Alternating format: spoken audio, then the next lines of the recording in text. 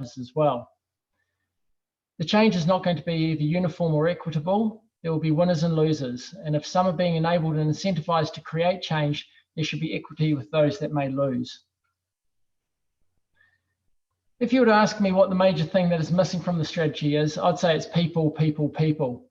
This is both in the consideration of people as the central part of the strategy and also in the development and implementation of the strategy. And if you were to ask me what should be at the center of the strategy, I would say community.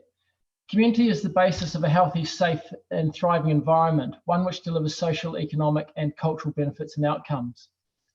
So rather than focusing on housing per se, focusing on building communities will achieve what is both expected of us from the national picture and what we want to achieve as a region. I'm happy to take questions. Thank you, Nick. Do I have any questions from the panel for Nick? It's a very clear submission, Nick. I'm actually quite interested in your point, and I'm just going to do a little bit more work on that for the purposes of the questions. Your comment around we don't want to become a tier 1 centre, and when you went to look at the FTS, have you looked enough to tell me what the characteristics you would see as tier 1 and what the characteristics are as you see as tier 2? Is it simply a pressure point around housing supply, or is it more than that? It's to do with the not with respecting and withholding the values of the tier 2 environments. So by and large, they have been population or areas of lower growth. They're not the major centres, which certainly have their pressures, their problems, and we live here all for a reason, and it's a function of making sure that those values are respected. And things like the built environment has a considerable impact on that. So, for instance, going many stories high will turn us into, or make us many large cities. And it is our ability to connect with things like our green space, which is really, really important, to have outlook, to have wide open spaces, access, all those kind of things, which sort of characterize really a tier 2 environment. Okay, thanks, Nick. We'll do some more looking into that, and as I go through the deliberations process. But thank you for your contribution and the matters that you have highlighted. I do want to also put some questions to the officers as we go through, so you'll see this as it comes to deliberations about what's changed from the previous FDS to what is in the current FDS. So what differences are we seeing as this has gone through? Councillor McGurk, you've got a question in that regard? Just a very quick question. Just listening to you, Nick, Brian McGurk here, just listening to your question about the tier 1 and tier 2, but we've got, there's real, I suppose, we've got the government instructions for intensification, trying to balance against your desire for heritage and character values. Anything that we should be considering as part of this FDS to sort of marry those two tensions or deal with those two tensions? Yeah, I think that, looking through it, and I'm not, in depth in the workings of the council and having to implement this, but I do see that there is latitude for us to be able to roll this out in our own way. We don't need to be following a cookie cutter model, and far from it. So we should be, and it goes right through the whole ecosystem of development and intensification, from being, quite deliberate in what it is that we're doing, to be able to create an environment which maintains and holds those values, and the values that we do hold and has attracted most of us here, through to that need for intensification. And I think coming back to that idea of community, what is it that we love about Nelson? It's things like being able to walk somewhere like to the market. It is about being able to bump into people. It is that feel of community. I made in my submission, there was, some of the stuff around schools. So a large part of this is about intensification, but we've actually got a lot of choke points already within the system.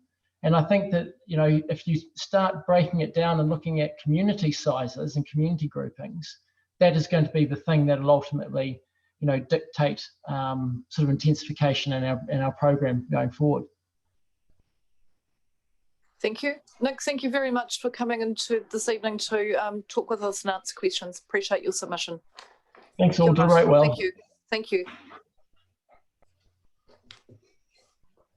Our next submitter is Mr. David Lucas. I'll invite David to join the meeting. I can see Jane Lucas here, and if Jane is speaking on behalf of David, that's fine. But it may be David. Oh, is that better? Oh, kia ora, David. Welcome to our hearing. Sorry, I come up as Jane Lucas, but I'm actually David Lucas. The sound is okay, is it? The sound is okay, but we can't see you. I don't know if you're able to put the video on, or you don't have to put it on, but if you'd like to, that. Is that right? Yep. That's it. That's perfect. Thank you very much. Thank you. And thank you for the opportunity to express my views and love of Nelson City. Gone. Is that still going all right? No, that's going absolutely fine. So just we can see you and hear you, and hopefully you can see and hear us. Okay, sorry. I'm a fifth generation Nelsonian and very proud of what is a small, pretty and botanical city. Nelson City Centre and surrounds stand out as exceptional for a provincial New Zealand city. And this edge needs to be retained as various demands seek to change it to be like every other region. My main area of comment today is centred around the city and city fringe, the college, Maitai and cathedral areas.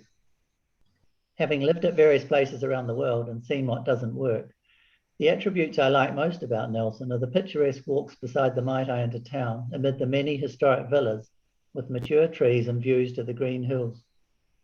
I live in Nile Street and walk to town several times a day and do voluntary work at the cathedral, so are often around the college area and up and down the church steps many times a day. This gives me a special insight into the city fringe on foot. The primarily low-rise buildings give the ability to see the surrounding hills above the buildings. This view, even from the inner city car parks, is rare in a city nowadays and something to be retained. I consider the outer fringe of the city, the cathedral and college areas, as the jewel in the crown for Nelson. Not that I'm against change, and I appreciate and would fight for almost anything to be built in the inner city, as I acknowledge the importance in this day and age of keeping the inner city alive. I am in favour of the apartment blocks which are appearing in the inner city, although they are taller than I would like.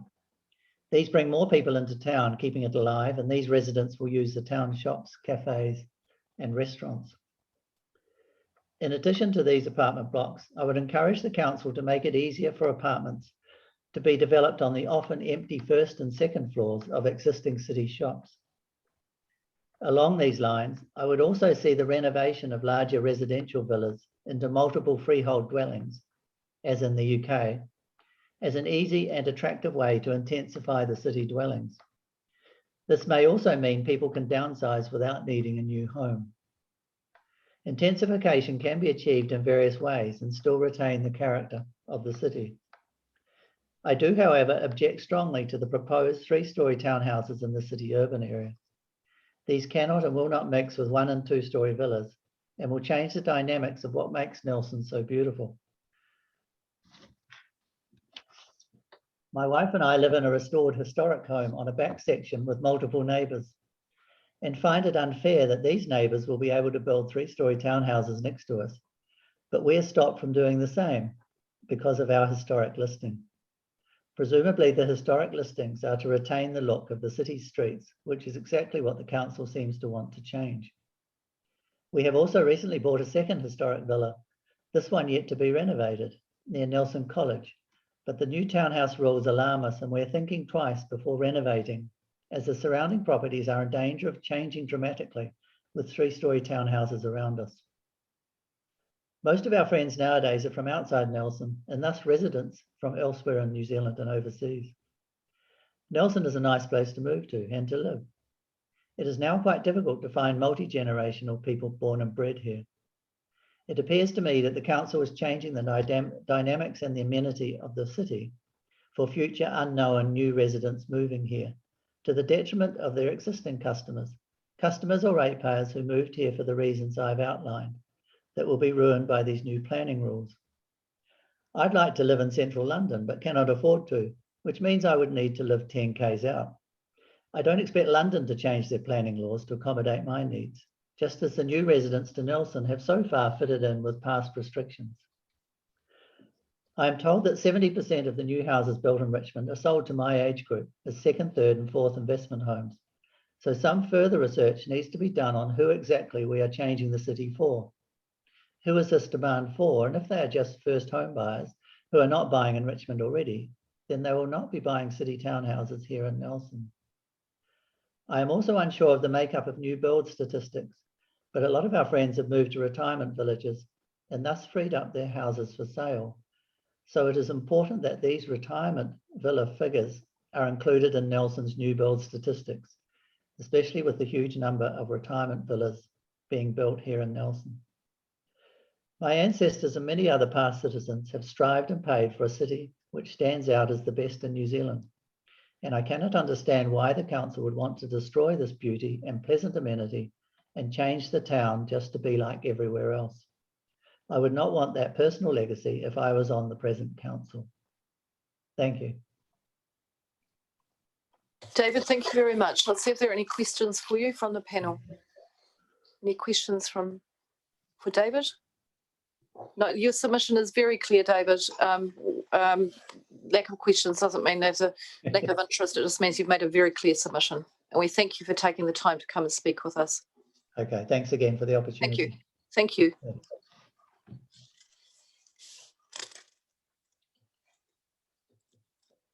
Next submission is from Julia Sherritt. I think Sherritt is the way the surname is pronounced, but not sure if Julia is with us yet. I can't see. Julia, are we a little bit ahead of time? Okay. All right. We'll take a little pause now and we'll go back just to see if there's any questions that have come to mind.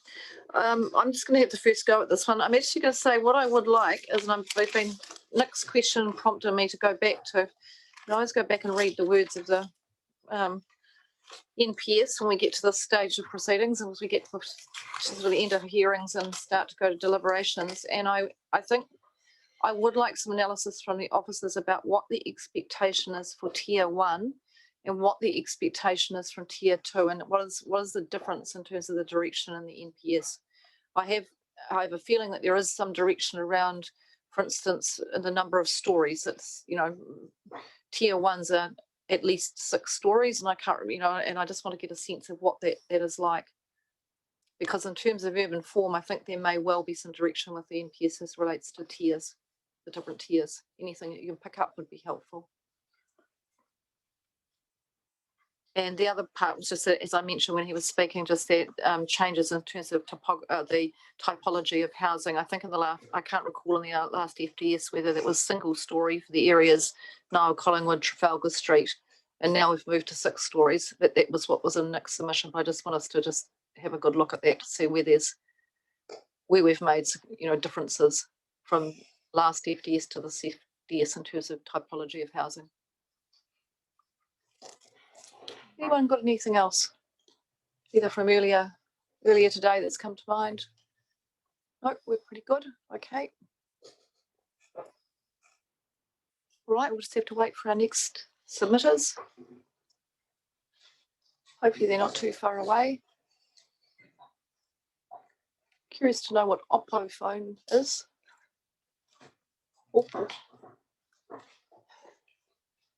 Oh, here comes Julia.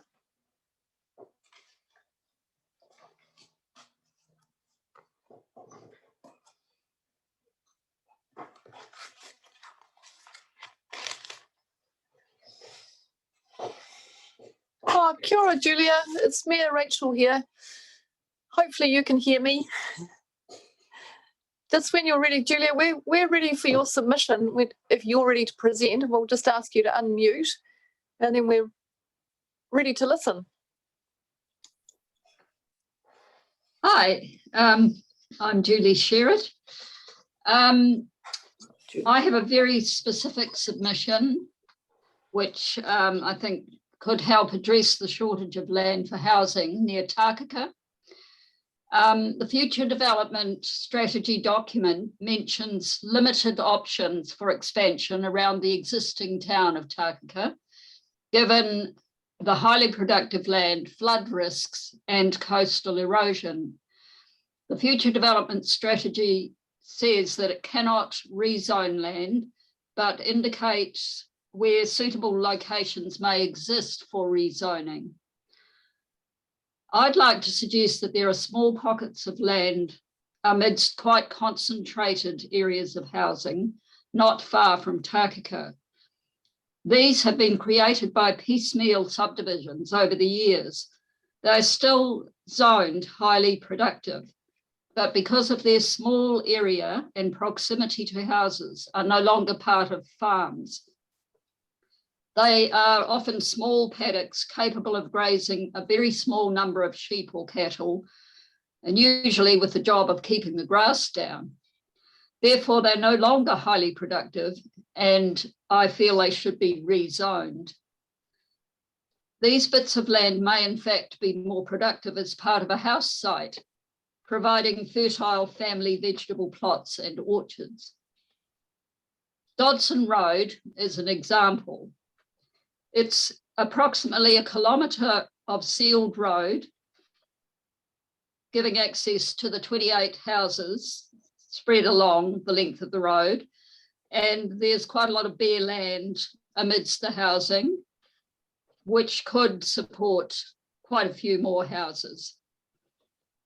This area is above the floodplain and it's not on the coast. So that eliminates 3 of the things that prevent expansion immediately around Takaka. So that just leaves the highly productive land zoning. Dodson Road also has the following infrastructure. It's on the sewage scheme. It's right next to a flat sealed bike path. It's within 2 to 3 kilometres of schools, the supermarket, the recreation centre, Golden Bay Community Health. It's also within 2 to 3 kilometres of Takaka's shopping area, library, parks, cafes, churches and meeting halls. This is where people want to live. They want to live close to Takaka with all these amenities. So we have an area, just small paddocks dotted among houses, but those paddocks are zoned rural. Sorry, not rural. They're zoned highly productive. So there's no ability for anyone that owns those blocks to offer them for subdivision for people to live, build houses there. So that's just an example. Dodson's Road's an example. I think there are probably other roads like that quite close to Takaka as well that are zoned. They've got the zoning of highly productive land, so they can't be subdivided. So I realise the future development strategy is not about rezoning land. It's about finding suitable locations which may be used for rezoning. So my submission is just that alongside creating new sites for greenfields development, the future development strategy could identify Dodson Road and similar areas as places where the zoning is no longer apt. The council could then rezone these so that infill with houses can take place. That's really all I've got to say. Julie, thank you very much. Let's see if there are questions from the panel. Councillor Bryant. Thank you, Madam Mayor. Good evening, Julie. My question, just in relation to Dobson's Road, are you talking about both sides of the road or just the side nearer to Takaka itself? I think I'm mainly talking about the, when you say side nearest to Takaka, that's not what I mean. There's there's the highway and the Dodson Road loops around. So I'm talking about the area between the highway and Dodson Road. There are houses on the other side of the road, but most of that is productive land that is being used for farming.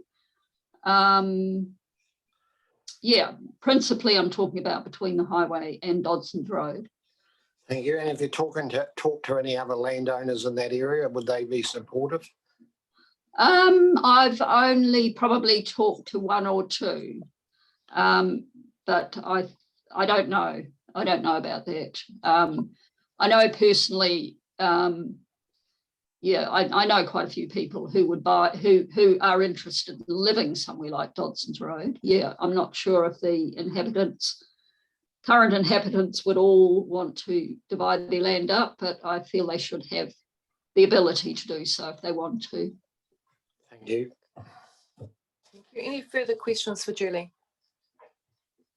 Julie, that's really clear, and I'm Barry, you're noting where Julie's talking about, aren't you? So that's been captured. So the officers will come back to us as we go through to deliberations with discussion around this area, Julie. Thank you very much. Thanks for the opportunity. Thank you. Thank you for joining us. Okay. I'll see if Ben Williams is here. I'll speak to the Radio New Zealand submission.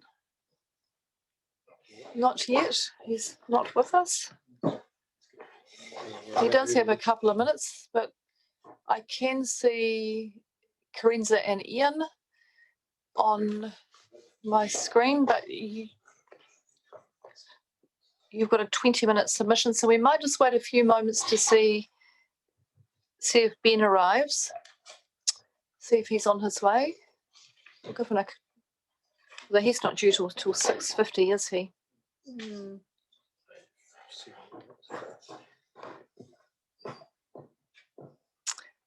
Well, I tell you what, it's kia ora, Carenza and Ian.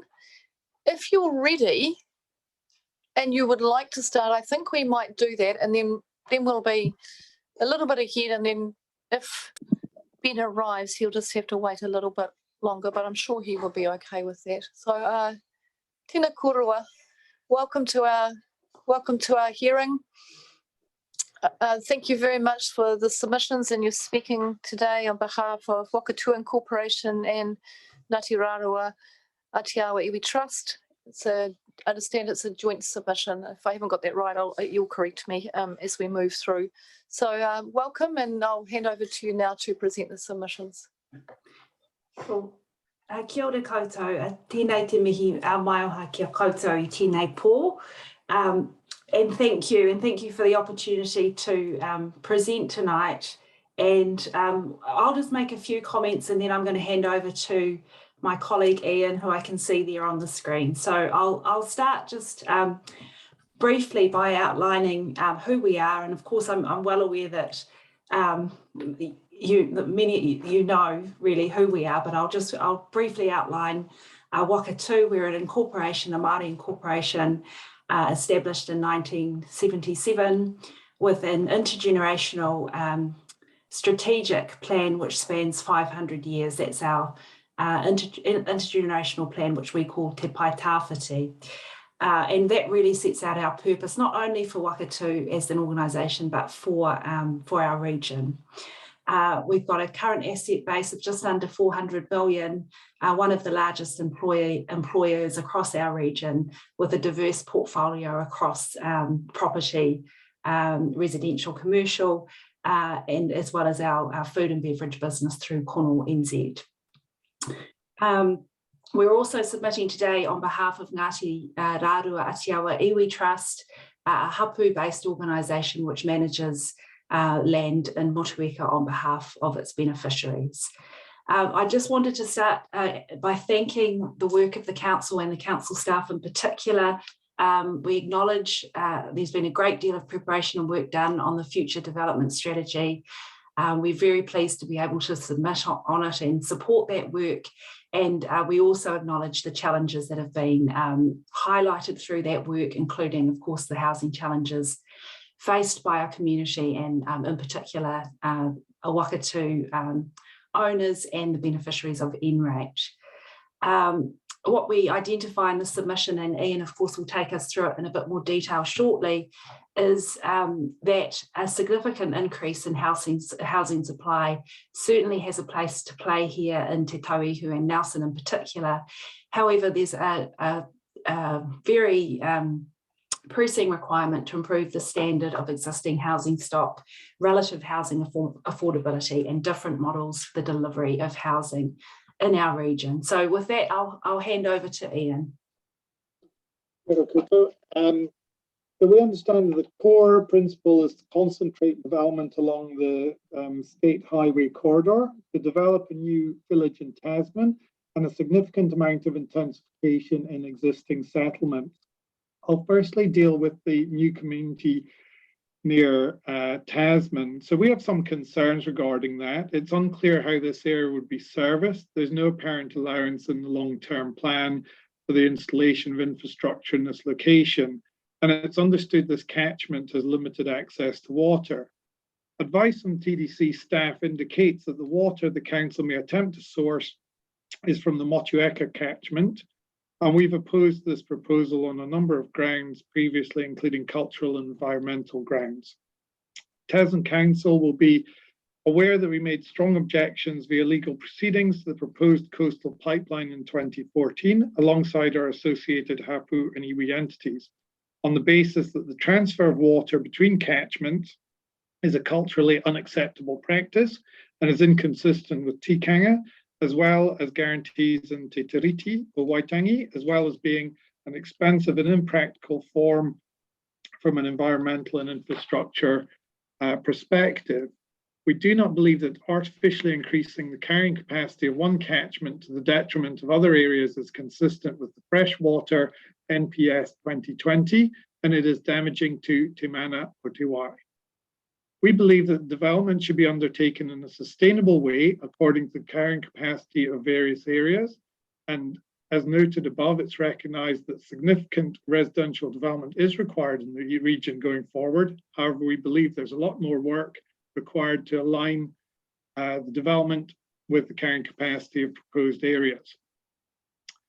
And moving on to the matter of intensification, submitters support intensification in principle. However, market conditions, building requirements, and topography all make multi-story residential projects challenging to deliver in the region at an affordable level.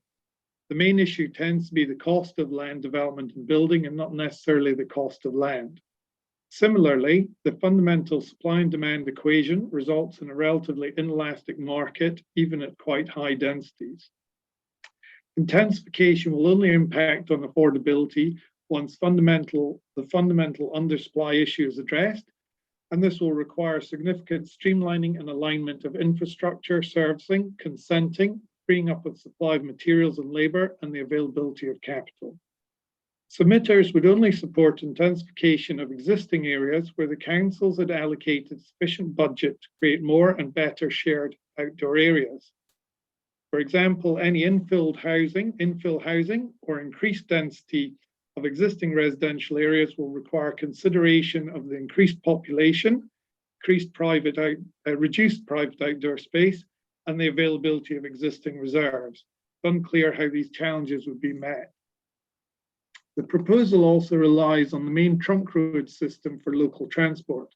Waka Kotahi's role is in providing and maintaining the trunk road network, and experience shows that they have limited capacity or budget to enable local development. As a general point, Wakatu would like to see a clear framework agreed with Waka Kotahi on their support and resourcing of the proposed future development, with clarity on how to manage increased loading on the trunk road corridor.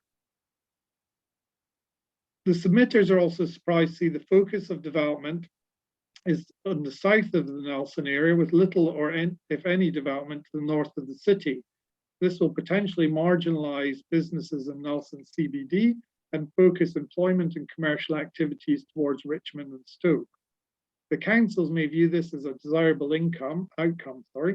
However, it brings into question of what is the economic future for Nelson CBD. A number of retailers and office-based businesses are looking to Stoke and Richmond to provide premises with better traffic access, parking in a larger format than available currently in Nelson. We would like to see the FDS be clearly framed within a vision for business in the Nelson city centre, and there seems little point in encouraging housing intensification in Nelson against a backdrop of reducing economic activity. This may result in Nelson becoming a dormitory town for Stoke and Richmond over time. There also needs to be significant investment in public transport infrastructure to support any development. Nelson Tasman needs to be designing a sustainable transport system to run alongside the trunk road network. And I think I've mentioned some options around there which we'd like to see explored.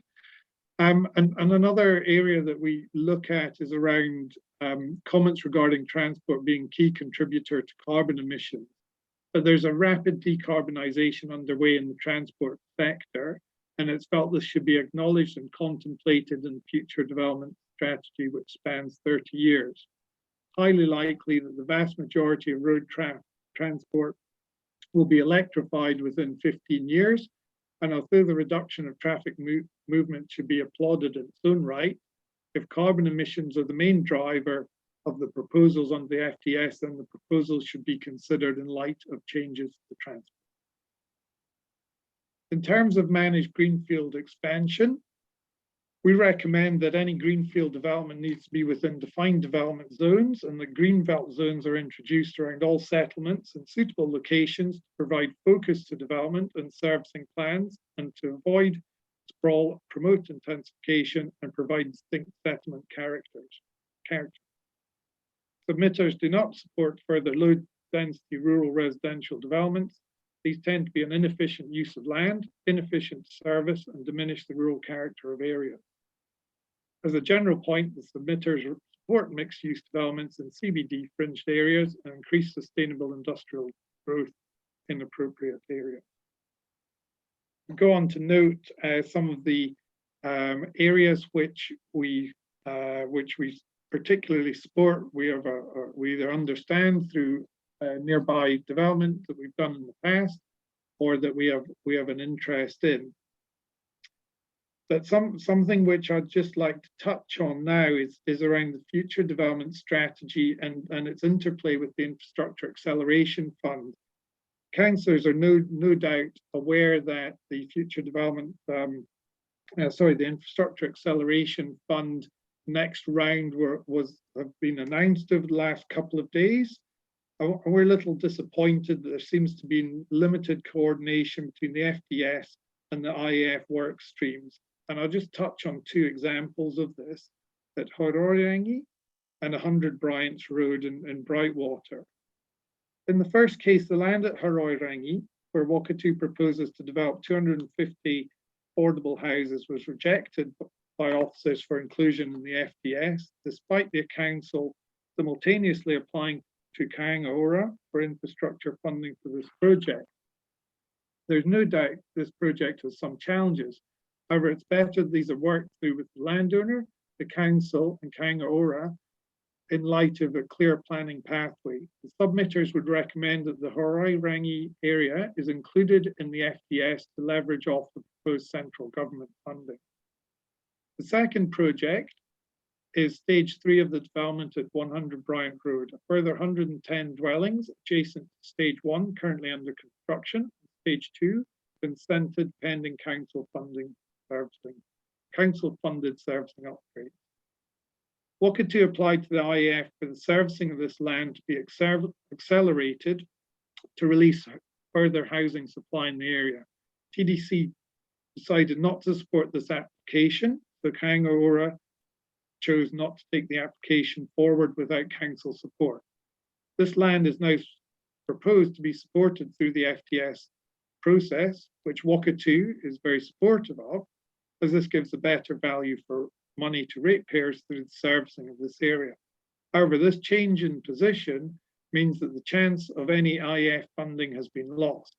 However, Wakatu continues to work with Kaingaora on the Whai Oranga scheme, so there may be some support available through, and for, if you're not familiar, that's sometimes referred to as the Maori infrastructure scheme.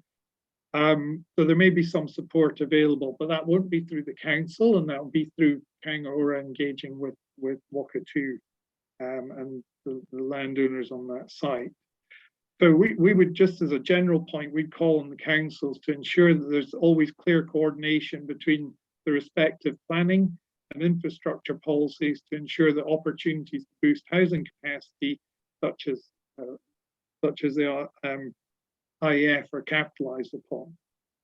So I'd just like to thank you for the opportunity to submit on this important matter, and we're very happy to answer any questions you might have. Thank you, Ian. We really appreciate your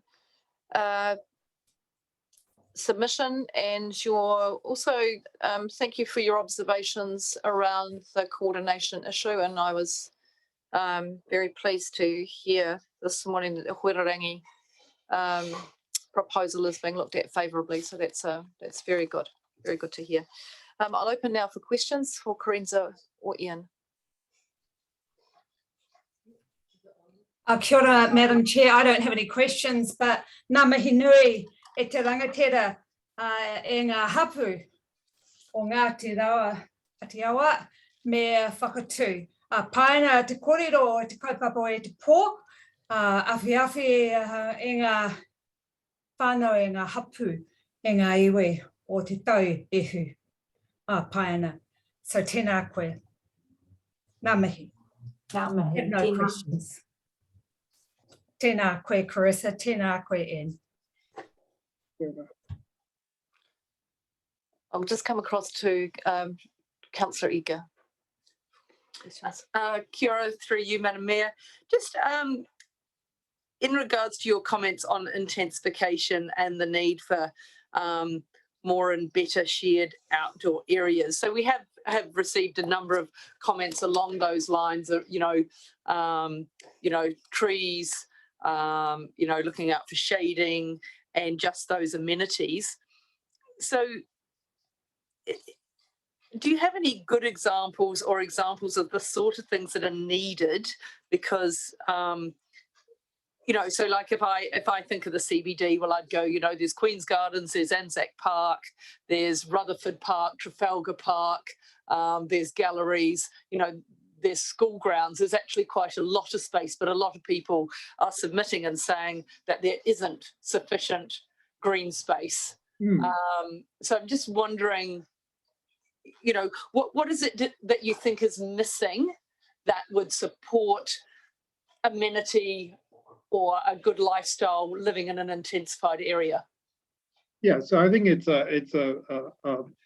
principle rather than specific. So you're absolutely right in the city centre where there was an element of town planning took place, and actually I won't go into maybe some of the historic reasons why there's open space in the town centre. Corinza can maybe tell you about that another time. But when you get into areas which might fall within the intensification zones, and I think maybe an example might be in some of the areas of Motueka which are put forward.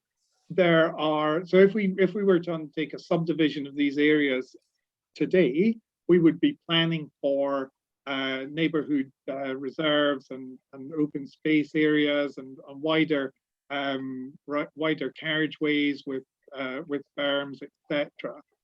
If we are going to take traditional quarter-acre sections and put 4, 5, 6 units or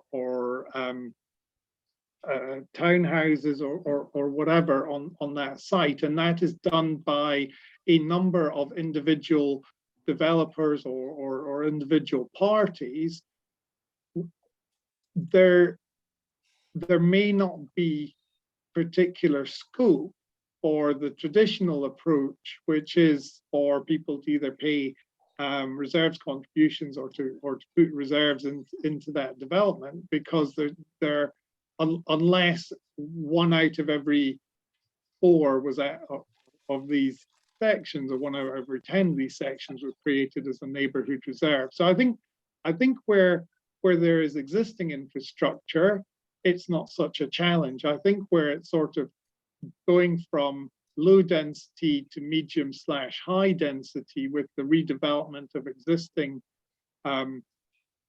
sections of existing larger sections, then it's potentially impractical to create open space within those developments, although sometimes it will be possible, sometimes it won't be possible. And so having a clear idea of what these more intensive areas might look like in terms of open space will be a great guideline for developers going forward. Thank you, Ian. Oh, sorry, it's Councillor Edgar here. Look, if I can indulge just a second further, and look, feel free to say I'm going a bit far off the scope of your submission. There was a number of submitters across Nelson Tasman who have suggested either that existing structure plans that are under development at the moment should be finished before intensification or further infill was progressed in those areas, or that that while intensification is great, that it should be done in a more structured way. I mean, do you think we need to actually have structure plans, or if there's easier ways to do it without the I guess there is that catch between doing it right but also delivering houses? Well, we have a significant shortfall in terms of housing just now, and it's only going to get worse. Yeah. So look, I'm not a technical planner, so I would struggle to give you a technical answer on this. But my view would be that if we are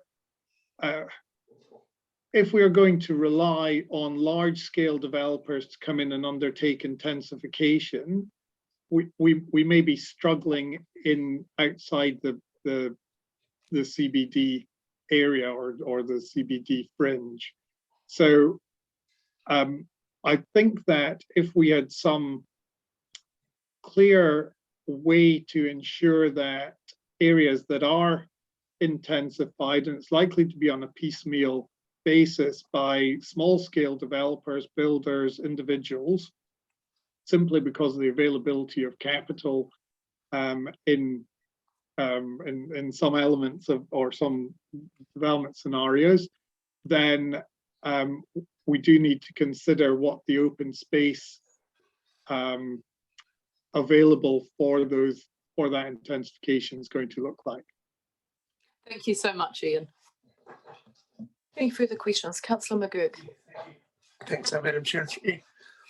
Just a couple of questions of clarification. Thanks, Ian. It's Prime McGurk speaking. Just that comment you made about the inelastic market, the fundamental supply. Could you just help me sort of dumb it down for me a wee bit? Yeah. Okay. So it's essentially. Let me just find it. Do we remember what thing it is? Paragraph 21 in your written submission. Yeah. Brilliant. Okay. So essentially, despite there being more housing, the price is that it's not a traditional supply and demand curve whereby if we issue another, if we say there's 100 people after 100 houses, then that's a supply and demand that equalizes out, and the price will be at a level. If you go up to 110 people after 100 houses, then the price goes up exponentially. But if there's 90 people after 100 houses, it doesn't collapse to zero. So essentially, house prices it's difficult to explain what inelasticity is, but it's not proportional reduction. Right. Okay, I get supply. that. Mm.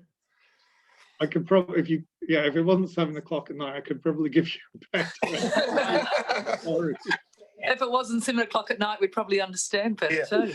Just following on from that, just a couple of submitters have put the idea that that allowing greenfield developments actually dilutes the demand for intensification. Do you have a comment about that? Yeah, I think there's.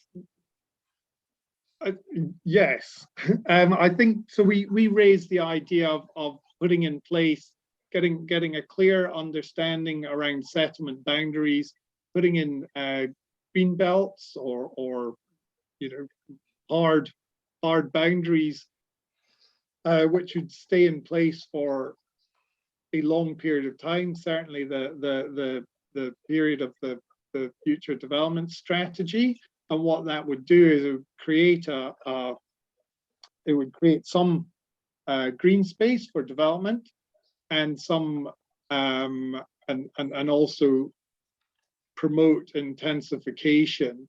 I mean, people at different stages in life have different requirements from their housing, and it's relatively cost effective to deliver greenfield development in New Zealand compared to, and I think that I touched on this point, that if we're looking at intensification going up rather than out, it is really, once you get above 2 or 3 stories, you start getting into some real challenges to comply with seismic requirements and geotechnical challenges.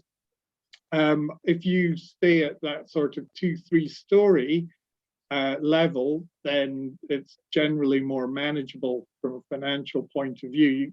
You need only look at the costs associated with apartment buildings or purchasing apartments in Nelson, and that's both the sale price and also the construction cost, and they are on a square meter basis quite a bit higher than a square meter basis for a single story dwelling. So I think there's a mixture there, and I think if we go on the basis that we are all going to be living in 6-story apartment buildings, I think that's going to put a real challenge around the affordability of the built environment within the region. Good, thanks. Appreciate your response. Thank you, Ian. I don't think there are any further questions. So thank you, Ian and Corinza, for your both written submission and being available to talk with us tonight. We really appreciate the opportunity to be able to ask questions and have the dialogue, and know that needs to continue on multiple projects with both councils. In the best way I've ever heard price elasticity described is talking about the price of bus fares versus the frequency of buses arriving, and but it's too late at night, you're right, to try and work through that. But I remember the conversation by a very, very capable chap who was doing economics, and I found that the easiest way to actually understand price elasticity. I'll try and find his notes one day for Councillor McGurk. So thank you. Ngā mihi nui, thank you very much for coming in this evening. Kia ora. Thank you. Kia ora. Ko Māori. Ka kite. All right, let's have a look at that screen. I can't see our friends from Radio New Zealand. Have we got Ben? We haven't got Ben. Unless he is under. I just wonder if we might have someone here from Radio New Zealand to speak to their submission this evening. Anybody on the screen who's from Radio New Zealand? No, the submission was very clear, so I understood it fully. I didn't have any questions as a result of the submission, so I don't think I think we're fine on that one. So our next submission is Mr. Paul McIntosh, and kia ora, Paul, I can see you there in a most beautiful location with the sun shining.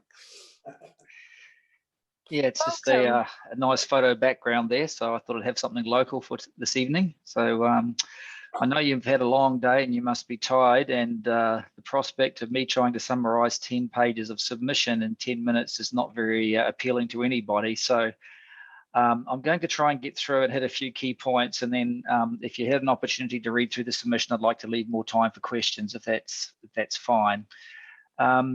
So to move straight into it, here in Mapua, some of our community concerns are really around not just the details of the planned changes that have been signalled in the previous 2 future development strategies and the related growth plan changes, but just the pace and the number of different initiatives that are going on in our area, and it's starting to become a little bit overwhelming for not just the community association to effectively communicate that to our residents, but for them to have the time to consider them and provide well thought out feedback.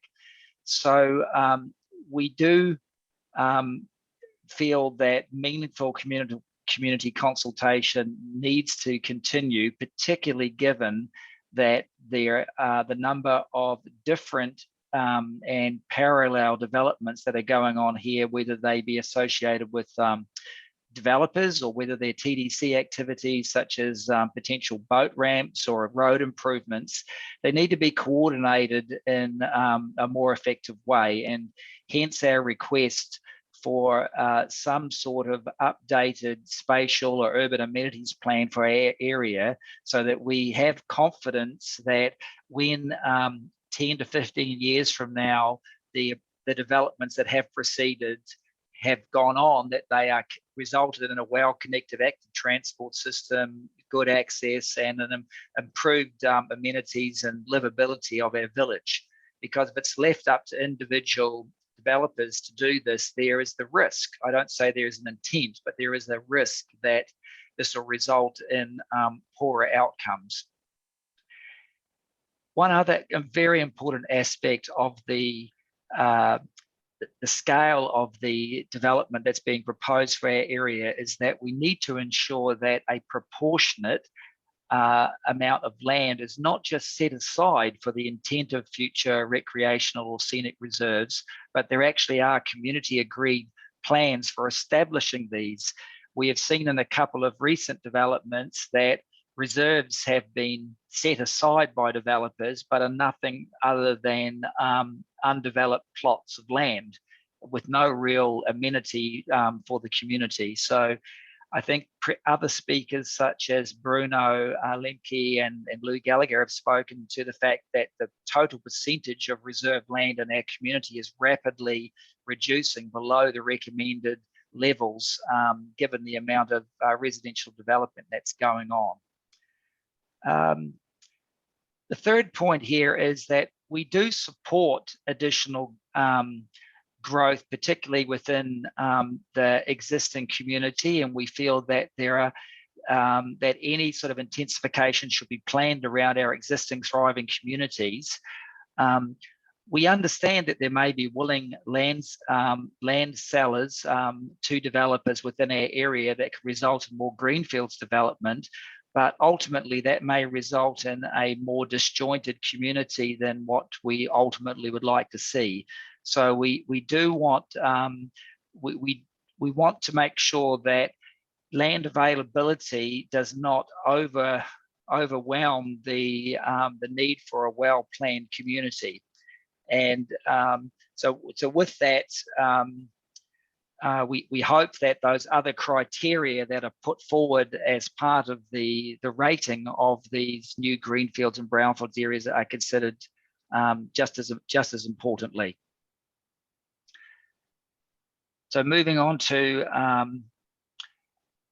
assuming, and I mean, we've had long conversations with our community around this, there is some, I guess, some lack of understanding, or in some cases just lack of belief for the growth predictions for this region as a whole, because what we're seeing here is a prediction that our community will need to double in size over the coming 20 to 30 years, and that a large number of those people that live here will live and work here. So What we would like to see is a little bit more information around the basis for those assumptions, not just for the total numbers, but the fact that perhaps young, early to mid-career professionals are not only going to move here, but are going to live and work here, because the current employment situation in our village, as you know, is very much a support to the agricultural, horticulture, viticulture industry, and there are very, very few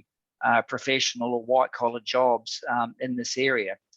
And if the assumption is that people are going to come to our community and work remotely in other areas, we'd also like to see the basis for that assumption, because, as you know, it is not a cheap area to live, and property prices are high. So assuming that people come into this area, why would they choose to come to this area? Please don't take this as a criticism of the projections. We understand that there is a need to provide housing, but we just want to understand that on a little bit more of a granular level for what it means in particular for the Mapua area. The other point that I wanted to make was, firstly, I guess a call out to the council as a whole for the work that has been done over the last 20 years to actually solicit the views of the community here around what they'd like to see and some of the things that are important to our community. And I highlighted some of those in my submission around, and you'll see going back as far as 2004, almost 20 years ago, it was very important to our community that they maintained the character of our area was maintained and enhanced while accommodating growth within the set limits of the village. We also, that was stressed again in 2010, and as well as the well-connected streets and pathways, what we now call active transport networks, and establishing high-quality network of public spaces. So I think there's been consistent messaging from the community around what's important to us here, hence the importance of having an overall plan to ensure that these outcomes actually happen rather than leave them to chance. And then I have some requested actions that I won't go into any detail with here, but one of the things that's also important, particularly given that we're a coastal community, is that we work with our environment rather than fight against it. So where we have areas that are natural drainage sumps or wetland areas, we think that we should work to use these as natural detention areas rather than necessarily creating artificial ones as part of housing projects. So we recognise the risks and the resilience that's needed for these communities, but we'd just like to perhaps take a little bit more of an innovative approach to doing that, leveraging our natural environment rather than engineering all those solutions in an artificial manner. So I think I will, I see I've used up a fair bit of my time. I think I'll pause there now because there's a lot of other detail in the submission and it's probably not appropriate at this time to go into all of that. So I'll pause now. Thank you, Paul. It is a very comprehensive submission, and I should have just checked at the start that you're presenting this on behalf of the Mapua Community Association. Yes, correct. Yes, you are. That's right. Yes. Thank you. I'll open for questions. Any questions for Paul? Councillor Bryant. Thank you, Madam Mayor.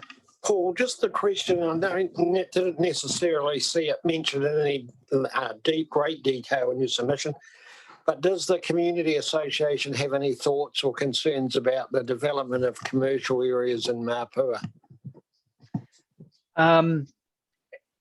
Well, my understanding is that the only other area that was potentially going to be zoned as commercial in 2019 FDS was removed, and that was the area along Mapua Drive at the corner of Stafford Drive. At the moment, I don't think, I can only speak for our community association itself, but there isn't a concern that there is insufficient commercial land available here for the businesses at the moment. I think people are still waiting to see how the existing commercial land that's zoned commercial is going to be fully utilised at this stage. And I guess that speaks to my point around future employment opportunities for the growth that's being projected for the area. Is we would like to understand a little bit more about exactly where sectors that employment's going to come in. So just for clarity, you said there isn't a concern, is not. No, I don't. I'm not aware of any concerns of a lack of commercial properties here at the moment. What people do feel is that they do want to continue to consolidate the commercial activity around the existing village centre. With that comes the concern around transport and vehicle access in and out, particularly if we had development further out from the city centre. And ultimately, if that was to continue, then I think, Councillor Bryant, that we would have to look at whether another commercial hub would be required. But that is not the association's preference. Thank you. Very clear now. Thank you. Councillor Riga. Kia ora. G'day, Paul. Look, just question in the MDCA submission, sort of second or third paragraph, you talked about the updated spatial plan, and Yes. There's been a few areas that have raised sort of similar issues, and I guess where do you see the balance, because you talked about doing a full community consultation process on that, because the longer before anything like that is in place, or while you wait for things like that to be in place, you get more ad hoc developments. And I believe, Gardner Valley, there's resource consent gone in there recently. So you get development in areas where you may not want it while you wait to do a process to work out where you do want it. How is that balance found, I guess? Yeah, look, that's a really important. It's an important point. I mean, we as a community association are not anti-growth. That's not to say that some residents feel a little bit more conservatively about that, but we do feel strongly about the fact that while the councils have indicative roadways and other things that developers can use as a guideline for when they develop areas as to how they're going to connect into existing transport systems, we don't see, for example, not yet anyway, active transport networks, roadways and pathways, etc., in these areas. So I think that as long as there is a genuine intent from the council and the developers to engage with the communities around this, and that there's an understanding that at the moment, whether it's the walking or cycling strategy or the consideration of resource consent for a new boat ramp or the updated roading and pedestrian networks that are going in this area, updated sewage infrastructure, the fact that the council in our area has stormwater and sewer easements across some important land that could be developed as residential, all those things are complicating factors. And all we're really looking for at this stage is not a soup to nuts, as we say in America, detailed plan of everything, looking at all the scenarios. But what we would like to do is identify the key development activities, how they actually interact with each other, what the dependencies are, and make it clear to developers when they apply for consent that there are some important interrelated aspects of different developers that are going on in the area that they need to work with. That's what we're looking for at the moment. At the moment, the information is out there and held by a number of different stakeholders, but there's no single document that pulls it all together. And so I don't, to try and answer your question very succinctly, no, we don't want to wait for 2 or 3 years to have a detailed urban amenities plan, but we do at least want the key stakeholders, the developers, the councils, the communities, and the iwi all to agree on some key community infrastructure / amenities that need to be, I guess, looked after and preserved while these multiple development, private and council development things are going on. Paul, you've answered that so well. Thank you so much. Thank you. Any further questions for Paul? No, there are no further questions. Paul, I just want to thank you very much for the submission, and also thank you very much for the work that you do for your community. It's just fantastic to have community organisations that are there, you know, engaging with council and coming forward to speak on behalf of the community. So thank you very much. Thank you for your time. Thank you. Thank you.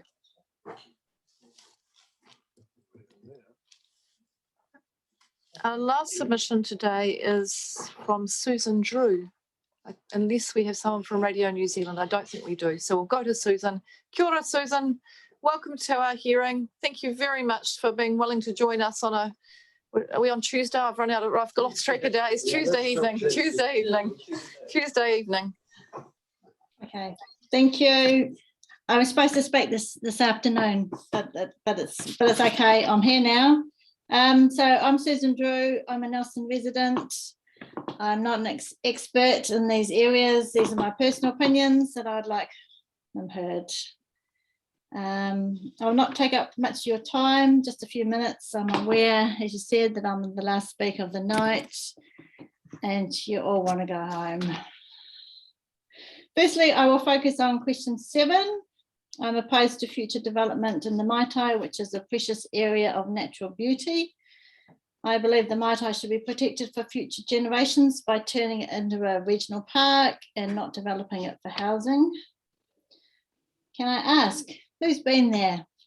I'm sure the Nelson councillors would have been there, but maybe the Richmond councillors need to visit too. How will you feel if it's lost forever? I've lived in the Maitai over 30 years. I feel I have summarised my position well in my submission, so I don't want to go into all that detail again. I would also refer you to the Save the Maitai website for more persuasive arguments such as visual pollution, traffic and safety impacts, urban sprawl, noise pollution, wrong place of residential zoning, and here I'm referring to the Orchard Flats, which is the right-hand side of the river, which is very low-lying and to me just seems quite bizarre that you would do development there. Threat to wildlife, river degradation, air pollution. So please do the right thing here and say no to rezoning. Secondly, I'd just like to briefly comment on question 10. And that was, we need to ensure our highly productive land be prioritised for primary production. We need more intensification in city areas. We need to use our urban spaces. There seems to be plenty of these areas such as car parks, car yards, wasted spaces around the city. Keep our land for growing food. This is so critical. We need to protect our food bowl. Seems logical to me. And that's all I have to say. Thank you. Thank you, Susan. Thank you very much for your submission. I'll see if there are any questions for you. Any questions for Susan? I'm not seeing any questions this evening. I can tell you that the Tasman councillors do know the area, so they do know the area well. And I guess that's one question I do have for you. You've lived in Tory Street for many years now, and so yeah, you've been in the Maitai Valley a lot. Orchard Flats, is that something that you would visit on a regular basis? When I walk up the valley, yep. That's on the right hand side. That's on your route. That's where the cows come, and you sort of get a bit scared sometimes of the cows. Okay. And I do know those cows. And then the other question I have is, how often would you have gone to the end of Ralphine Way to go up to Kaka Valley? I have a friend that lives in Ralphine Way, but other than that, I wouldn't use Ralphine Way. No, okay. Many times I've walked up the Maitai, and there's that little path that leads down to the river, and looked there over to the proposed development and thought, oh God, please, no. Yeah. Okay, but no, that's all right, that's fine. I think that's, I'm just trying to get a sense of that because we've got to consider each area on its own merits. So I'm just trying to sort of have a look at basically the whole thing. And I hear you commenting on the whole thing, but I was just interested in that, the Orchard Flat. And you've commented on that, just in terms of public use and public accessibility, if there's anything that we need to be considering. Yeah. Okay. Certainly, I've ridden my mountain bike and walked the dog up there a lot of times. All right. Okay. Yeah. Thank you very much for taking the time to come and speak with us tonight. Okay. Thank you. Evening. Thank you. Now, just doing last orders. Is there anybody there from Radio New Zealand? I don't believe so. No, nobody from Radio New Zealand. So that concludes our hearing of submissions.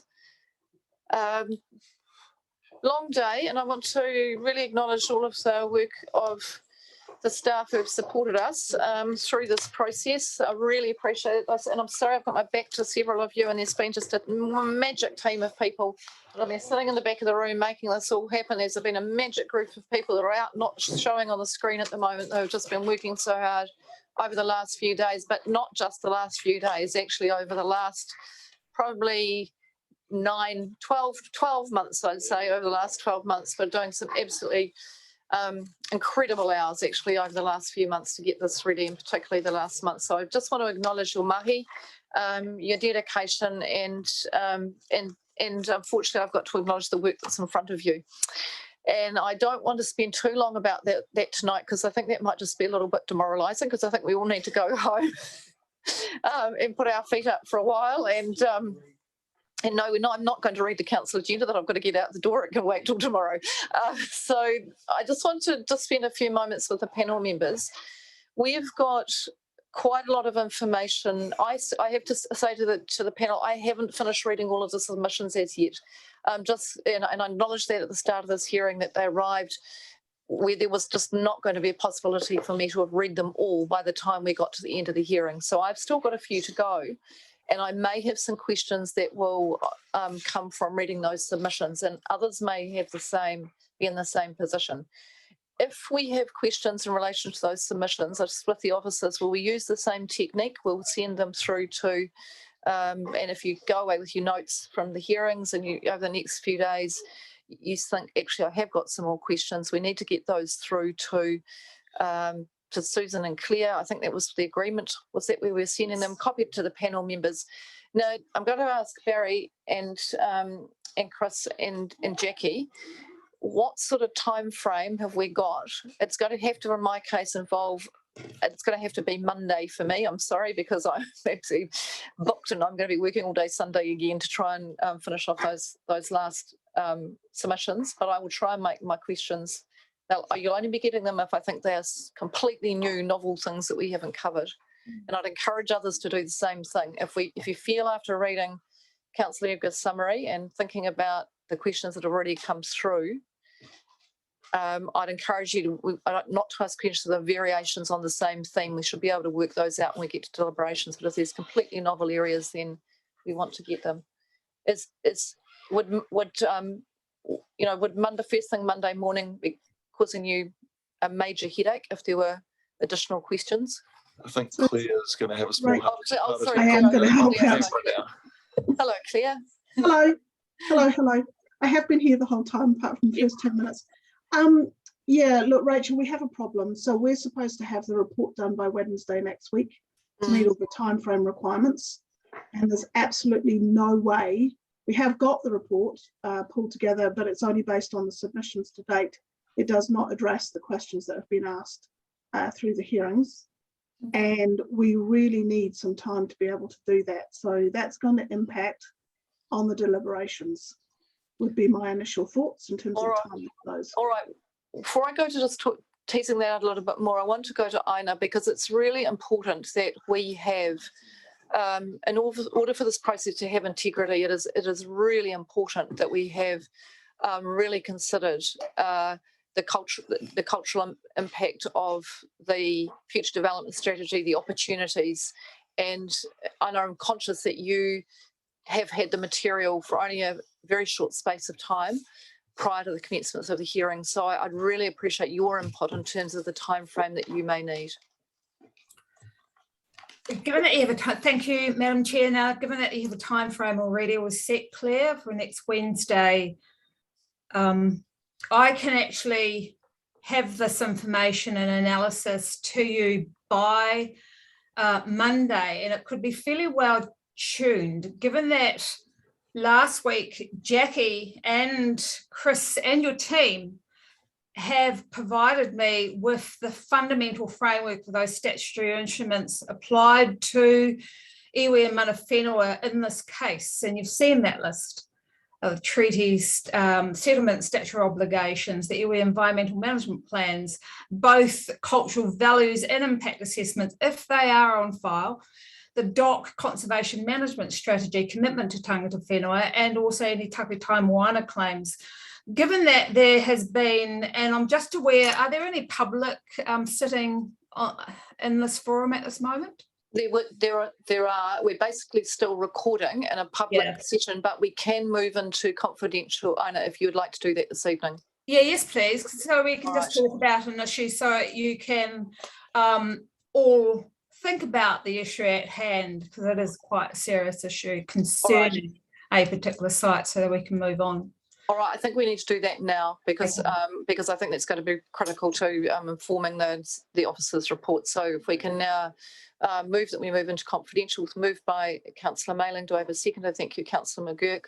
And we're moving, and we have to have our reasons for moving into confidential. And Barry or Claire, you're going to just articulate that Lagoima reason. In this case, it's around privacy. Is it around privacy of natural persons, or is it's more than that? It's around someone who can very quickly run the Lagoima for me. Sites of Waihi Tapu. Waihi Tapu. So it's confidential files. Yes, sites of cultural significance. Cultural significance. So on that basis, that's the reason for going in. All those in favour? Aye. Against, that's carried. We'll now stop the live stream. We've just come back into public session, and we're just discussing how we are going to take next steps. Well, first thing is we're going to wrap up in the next 10 minutes, the latest. We're going to get our questions through as soon as we can, and I'll do a, Stuart, you and I do a check-in with the officers as soon as we can get it in play. I've just got to try and create some space in my diary for that conversation, but we'll do that before the end of the week. And then we can, perhaps Friday afternoon, if we could have a check-in there, to just discuss the timeframes for this report, because I want to come back to what Claire said to us, that this is now on, to get all that information together, to get into the reporting cycle is very swift.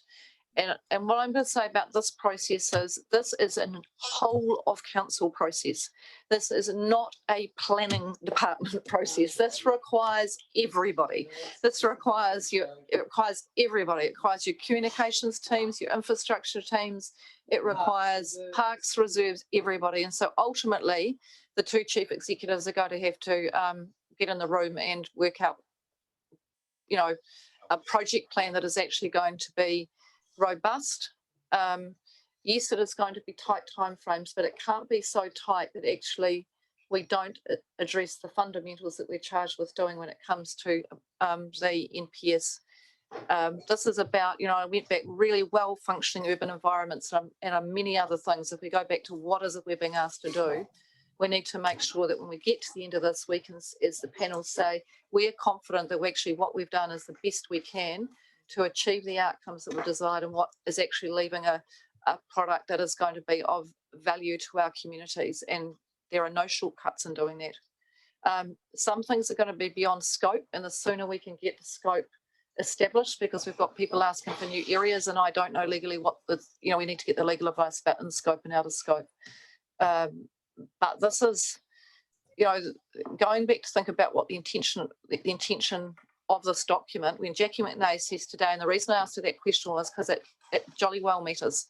And we know that when she said, yes, it will matter when you come in to apply for a resource consent. Yes, it will. And it absolutely will. So I don't want to be on the other side of this with a community that is going to be up in arms because, they know that it's an enabling tool for getting a resource consent granted. We need to know that we've actually done the best that we can so that the issues are addressed. Happy with that, Stuart? Yes. Okay, great. All right, so let's leave it there for tonight, and we'll check in on some point on probably Friday afternoon. So if that would work for you, Stuart, that gives the officers some time. I can make it. And then we'll sort of circulate by email sort of what the thinking is at that stage. Claire, that gives, and Barry, that'll give you some time to talk to Leonie and Pat and just talk through what your thinking is. Okay. And again, I'm just enormously grateful for all the work that you put into this. It's not an easy one. I know I'm going to ask if you could close today, especially given the kōrero. I think it's important that we acknowledge that as we close. Kia ora.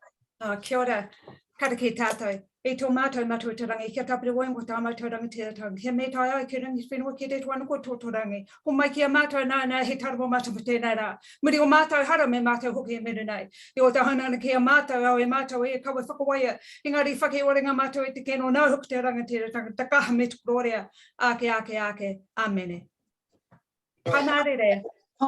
And just one, sorry, I should have done this before the karakia, but I'm going to say today, if you're okay with this, I'd like to adjourn the hearing with the view that we can close it, that we can, if you've got standing orders, allow me the ability to adjourn it with the ability to close it if we don't need to come back. Do you have that ability to do it? I think we do. Or can we, I'd have to check standing on the basis, it's not an RMA hearing, but on the basis, can we leave it on that basis that we'll work that out and we'll all be agreeable to, if we have to reconvene by Zoom to deal with that, that will only take us a few minutes, okay? All right, kia ora. Oh, kia ora, I can fly down for deliberation. The court case. That would be wonderful. Thank you. Work for accepting it. So okay. that's fine. Okay. Kia ora.